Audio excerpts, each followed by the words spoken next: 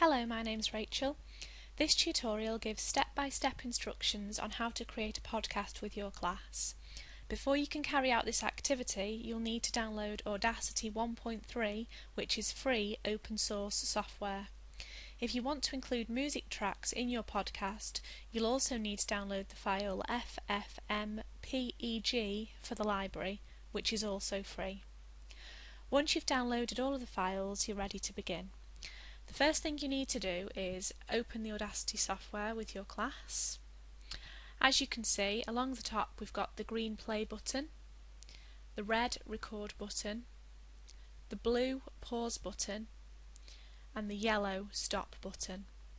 The first thing your children need to do is press the red record button and record their own voices for the podcast. When they finish speaking, they can press the yellow button to end the recording. If they need to pause during the recording, they can press the blue button to stop and the blue button again to start. So I will demonstrate that now. This is the area of the podcast where children can record their own voices.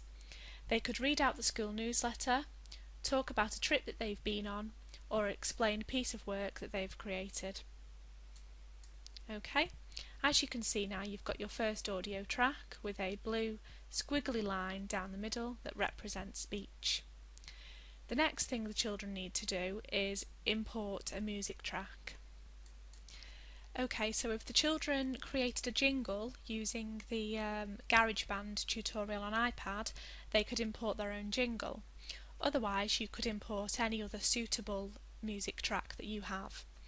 So we go to File, Import, Audio, and select the music file. Okay, now you can see you've got a second audio track with the name of the track that you've just imported. What we want to do now is shift the speech section of the podcast to the right so that we've got an introduction of just music. To do this, we select this track, we click on the Shift tool, we click on this blue line and we drag it along to 5 seconds using the timeline at the top of the screen. When we finish dragging it, we just release. Okay? Now what we want to do is have an overlap of the speech and the audio of about 3 seconds. So if we go back to the Select tool, click on this track at about 8 seconds and drag to the end and release, then press the Delete key. That track now finishes at 8 seconds.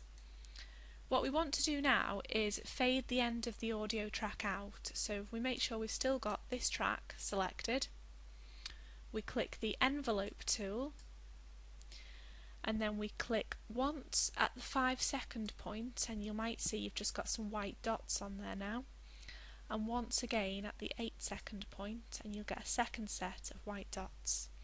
Okay, click the white dots, hold and drag in and then release. What will happen now is when the track gets to here, it will start fading out, and by the time it gets to 8 seconds it will be completely finished. Okay, now we need to do a similar thing at the end of our podcast. So if we go back to the Select tool, click on this track, drag along, and we can use the keyboard shortcut Control and C to copy that track. If we go along to the end of our podcast, click on here and use the keyboard shortcut Control V to paste that track in. Okay. Now at the end of our podcast we probably want an overlap of about 1 second. So if we press the Shift tool, select this audio and drag it in so we've got an overlap of about 1 second. As before, if we choose the Envelope tool, click once at the start and once at the overlapping point, and then we can drag it in here.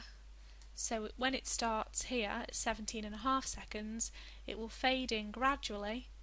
Then by the time the speech has stopped at 18.5 seconds, the music will be at full volume.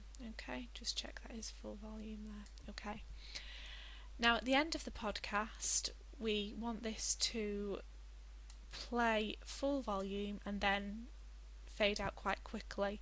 So if we just do another envelope tool there and stretch it back out to full volume. Okay, once children have finished recording their voices and adding their music and fading it in and out until they're happy with it, they can then save the podcast. To do this, they go to File, Save Project As. Now this will save the file as a .aup file, which is fine if the children want to be able to come back and edit the podcast. However, if you want to upload it to your school website, you won't be able to upload an AUP file. To upload the file, you need to go to File, Export, and then it will export as an MP3 file, and you will be able to upload it to your school website. However, once you have exported it as an MP3 file, you'll no longer be able to edit it. Okay, we'll just go back to the beginning, skip to the beginning and play that all the way through.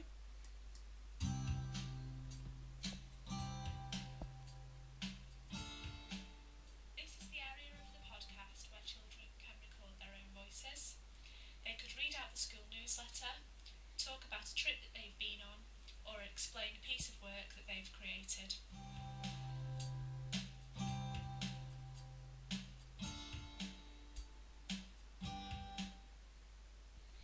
Okay, so once children are happy with their podcast and they've saved it, that's the end of the podcasting activity.